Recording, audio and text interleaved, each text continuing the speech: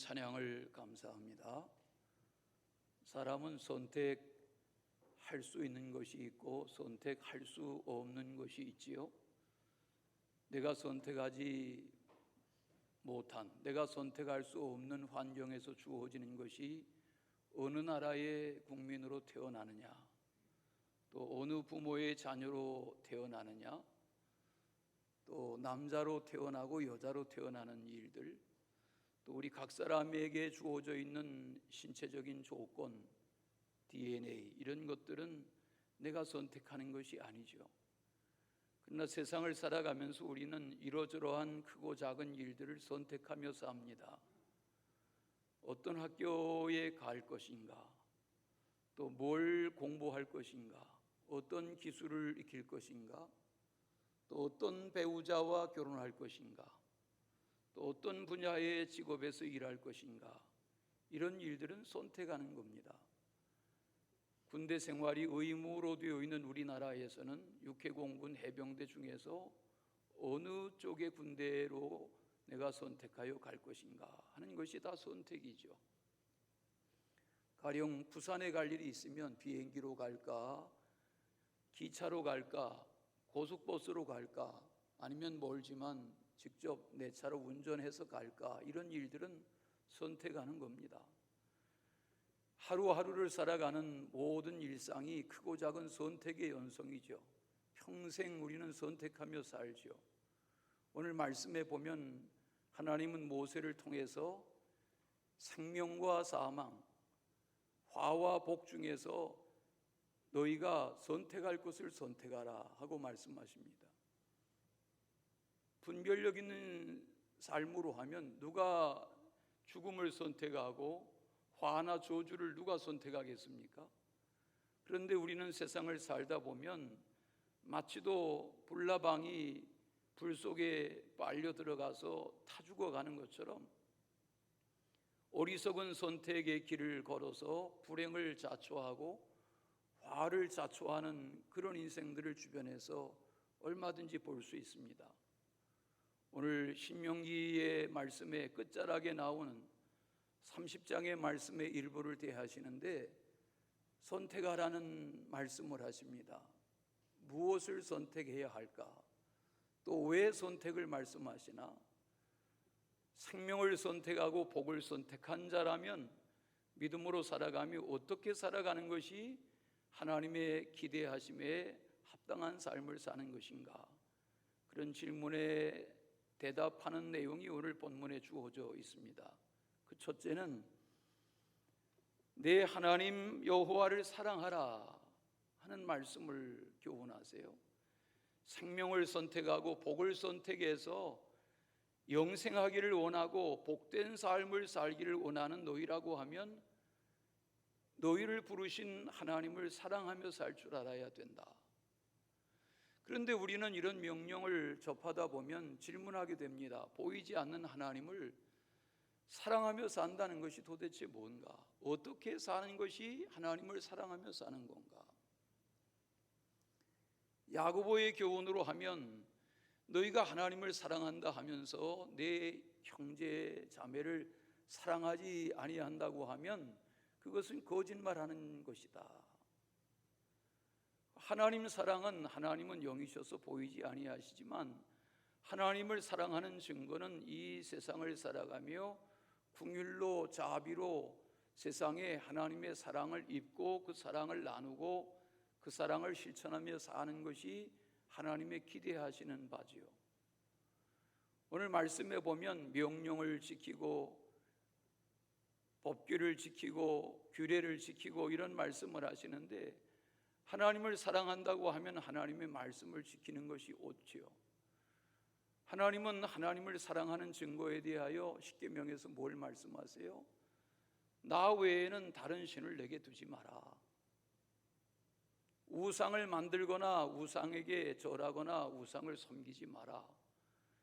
계명 중에 1계명과 2계명으로 우상에 관련된 말씀을 강조하신 이유가 뭘까요? 하나님은 하나님을 사랑하도록 부름받은 백성들이 하나님만 사랑하며 살기를 원하시죠. 오늘 말씀의 7, 8절에 보면 너희가 장차 들어가 살 땅에서 우상을 숭배하며 살면 망한다. 세상에는 우상 숭배하며 살면서도 다 잘 먹고 잘 입고 잘 사는 사람들 많죠. 부하게 살고 똥똥거리며 사는 나라나 문명도 많죠. 그러나 하나님의 선택을 받은, 하나님의 택하심을 받은 성도의 삶은 하나님을 사랑하되 하나님만 사랑하며 살아야 한다는 겁니다. 하나님을 사랑하는 사랑의 증거가 뭘까? 어떻게 사랑하는 것이 하나님을 사랑하는 것일까? 미국의 어느 큰 교회에 낮에 정오쯤이 되면 연세 많은 할아버지, 짐이란 이름을 가진 할아버지가 예배당의 본당에 들어가요. 큰 빈 예배당의 본당에 들어가요. 그런데 얼마 있지 않아 잠깐 후면 또 나와서 돌아가곤 해요. 그 예배당을 관리하는 집사님이 그 노인에게 물어봤어요. 하이 짐, 왜 매일 낮 시간이면 교회에 와서 예배당에 잠깐 들어갔다가 가는 이유가 뭐냐? 그리고 그 노인에게 물으니까 나는 정오에 예배당에 와서 하나님께 기도하고 간다. 아니 그러면 기도를 좀 시간을 가지고 기도해야지 어떻게 잠깐 들어갔다가 나오는 게 무슨 기도냐? 그러니까 난 기도를 잘 할 줄 몰라요. 그래서 나는 예배당에 들어가면 예수님 저 왔어요. 집 말이에요. 그리고는 돌아가요. 날마다 그렇게 하는데 어느 날부터 이 노인이 보이질 않아요. 나중에 알고 보니까 병원에 입원했어요. 그런데 이 노인이 병원에 입원한 이후로 그 병실이 웃음꽃이 만발해요. 깔깔거리고 웃고 즐거워해요. 노인들이, 병자들이. 그 간호사가 그 병실 분위기를 보니까 이 노인 때문이에요. 이 노인에게 물었어요. 짐 할아버지, 할아버지가 우리 병원에, 우리 병실에 오신 이후로 다른 환자들이 다 즐겁고 기쁘게 투병 생활하는데 도대체 이유가 뭡니까? 하고 물으니까 나는 문병객이 많아서 그렇다고. 아니 제가 여러 날을 관찰해도 할아버지 찾아오는 문병객이 거의 없는데 무슨 말이냐고. 그러니까 그가 하는 말이 아니라고. 나는 낮에 정오가 되면 예수님이 꼭 내 병실에 찾아오셔서 누워있는 내 침대 머리맡에서 예수님이 하이 짐 나 왔어 예수님 말이야 이렇게 하고 가신다는 거죠. 자기는 병원에 누워있지만 건강할 때 예배당에 가서 예수님 저 왔어요 짐 말이에요 그러고 돌아가는 것처럼 병원에 누워있는데 예수님이 날마다 곁에 와서 자기에게 안부를 묻고 문안하시니까 병으로 고생하지만 밝게 살고 그러면서 주변의 환자들에게도 밝은 영향을 미치고 하다 보니까 그 병실을 드나드는 간호사들이 깜짝 놀란 거지요. 하나님을 사랑하는 사랑의 증거가 뭐냐? 오늘 우리의 일상 속에 가정에서, 직장에서, 교회에서, 학교에서, 생활 중에 우리는 하나님은 사랑이시기 때문에 하나님은 나만 사랑하시고 우리만 사랑하시는 것이 아니라 하나님은 천지 우주 만물 다 사랑하시니까 하늘의 새와 들의 짐승들과 산의 이름 모를 들꽃들과 집안에 말라 시들어가는 화초 하나라도 다 하나님의 사랑을 덧입은 사랑의 눈으로 보면 세상은 사랑인 것입니다. 다 사랑을 주고받는.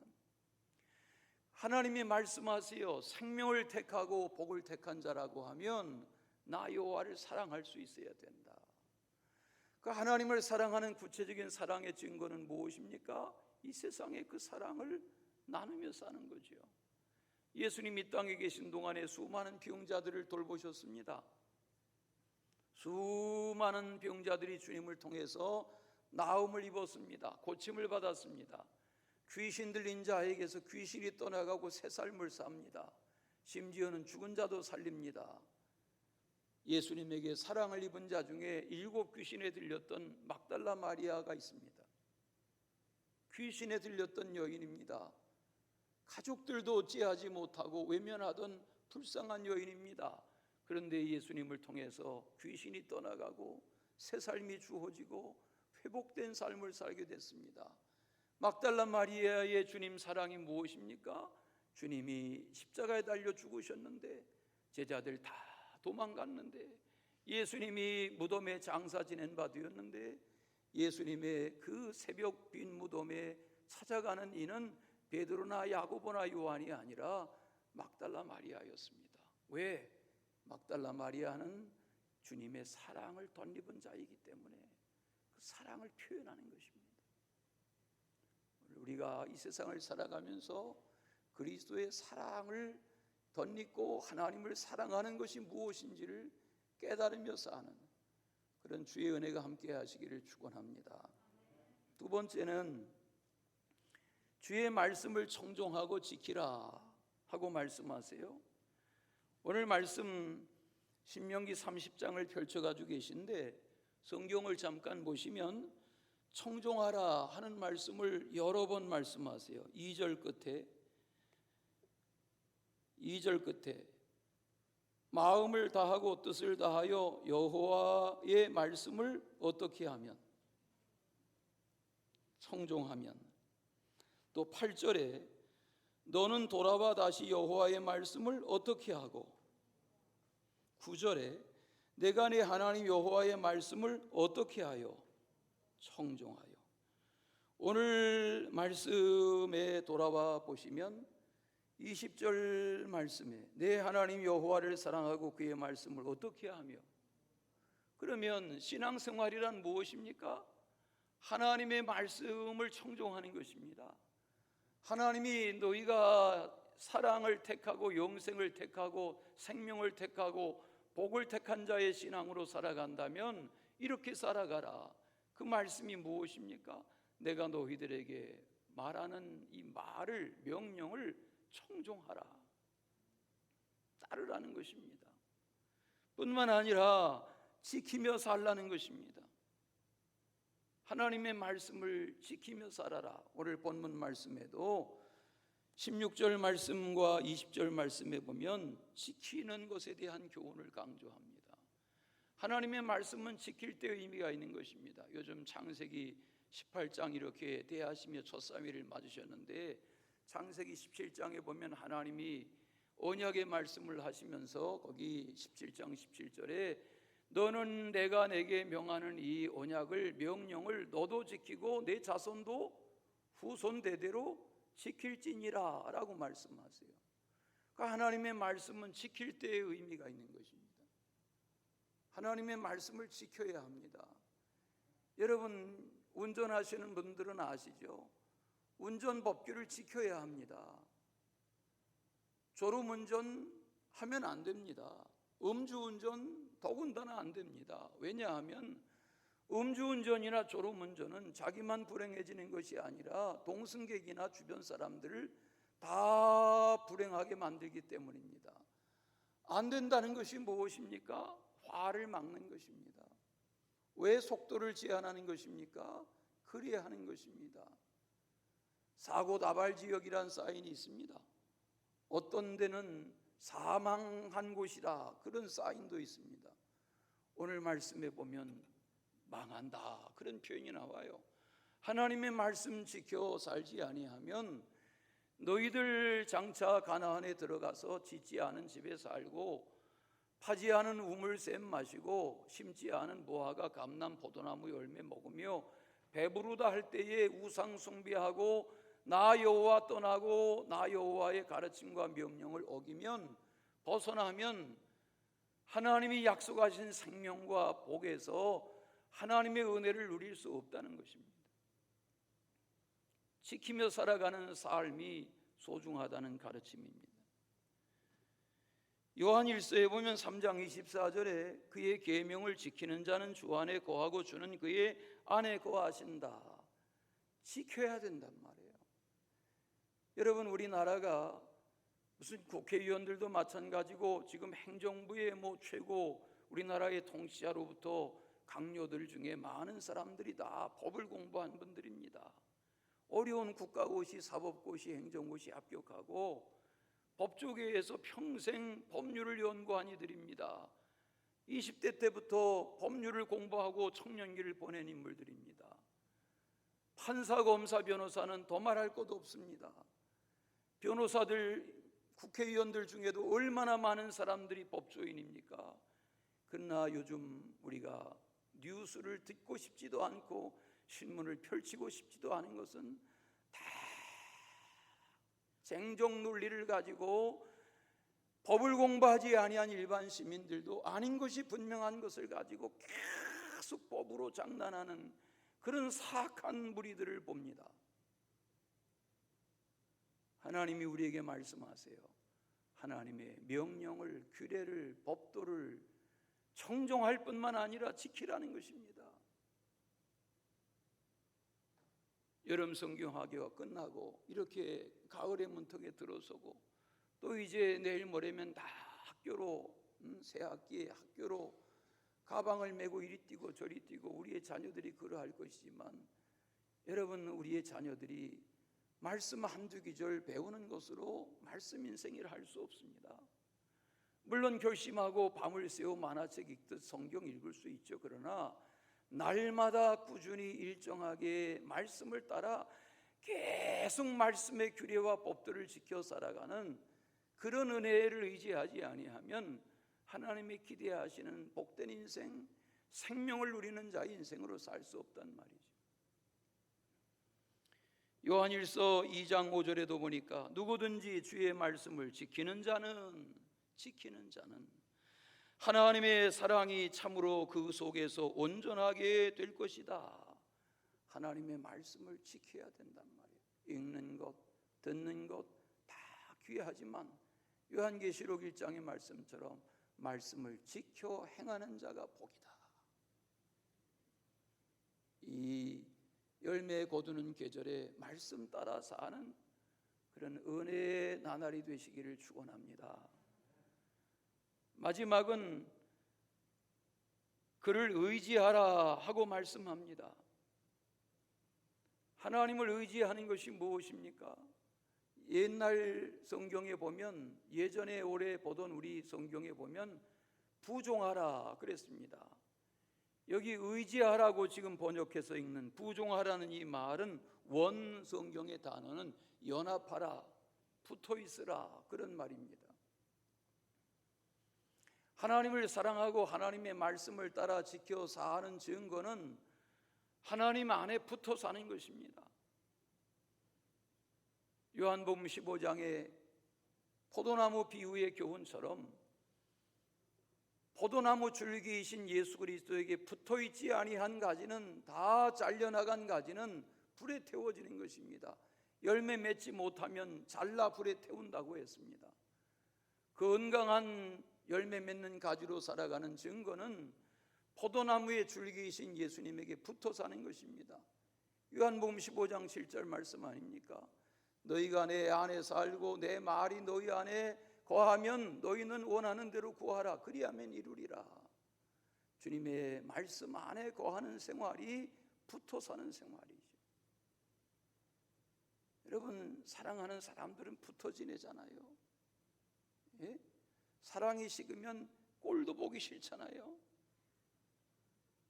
무슨 말인가 통하질 않으시나. 여러분, 사랑하면 콩깍지가 씌우면 붙어 삽니다. 떼어놓을 수가 없습니다. 붙어 살라고 말합니다. 오늘 신명기 30장 말씀을 대하고 계신데 4장 4절 한번 보시겠어요? 신명기 4장 4절. 신명기 말씀은 신명기라는 말은 다시 명령한다는 말이, 새롭게 명령한다는 말이 아니고 다시 명령한다는 말입니다. 신이란 말이, 이 뒤트로남이라는 말이 뒤트로라는 말이 다시란 말입니다.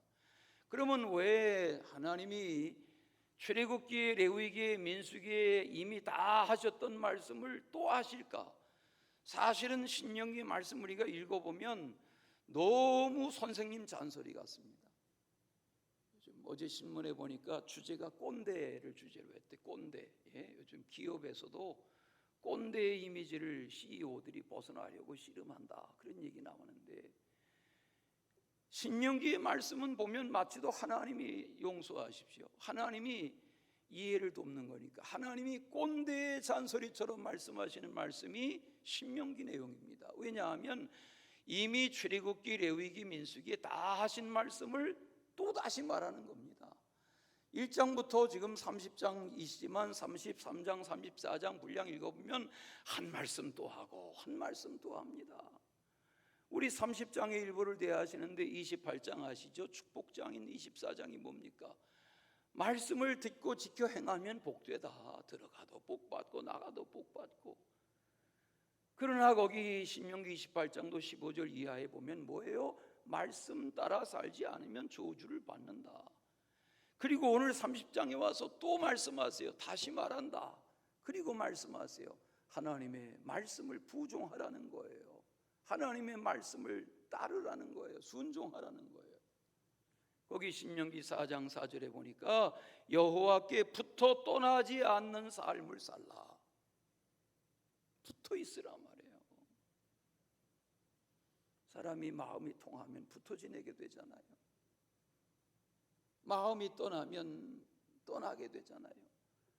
하나님의 말씀이 내게 깨달아지고 들려져서 말씀에 따라 사는 말씀 인생으로 살아가는 주인공 되시기를 축원합니다. 하나님의 은혜는 그러한 것입니다. 하나님의 말씀 따라 살고 하나님의 말씀 청종해 살 때 잘못된 인생이 있습니까? 늘 예로 들지만 여호수아의 군대를 보십시오. 요단을 건넙니다. 여리고성이 무너집니다. 여리고성을 어떻게 함락했습니까? 하나님의 말씀대로 그리했습니다. 그리고 의기양양해지고 사기가 충천해진 것이 여호수아와 이스라엘의 점령 군대입니다. 그 다음에 아이성을 공략할 차례가 됐습니다. 2-3천 명이면 족할 것이라 여겼습니다. 그래도 넉넉한 군대를 확보하자 3천 명의 군대를 확보하고 아이성 전투를 시작했는데 전쟁을 시작하자마자 36명가량 죽었습니다. 다 이스라엘 군대가 마음이 물처럼 녹아내리었다 했습니다. 사기가 약해진 것입니다. 여리고성 전투로 말하면 넉넉히 이길 전쟁인데 기세가 어려워졌습니다. 왜일까? 찾아보니까 하나님의 전쟁 명령을 어긴 자가 있습니다. 어느 물건 하나도 취하지 말아라. 그런 점령 전쟁을 하나님이 여호수아로 인해서 명령하셨는데 그 전쟁을 시작하자마자 아간이란 자가 시날산 아름다운 외투, 금덩어리, 은덩어리, 거기에 눈이 멀어서 그걸 취해다가 자기의 장막 땅을 파고 장막 아래 땅속에 묻어두었습니다. 사실이 밝혀졌습니다. 여호수아의 군대가 아간과 그의 아들 딸을 끌고 아굴 골짜기로 갑니다. 돌로 치고 불로 태워 죽입니다.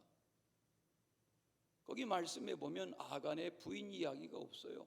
아간이 아들 딸만 있었던 것 같아요. 아들 딸을 데리고 전쟁에 참전했던 3,000명 중에 하나인 용사 아간이 말씀을 어길 때에 가족이 다 아굴 골짜기에 불행을 자초하고 말아요.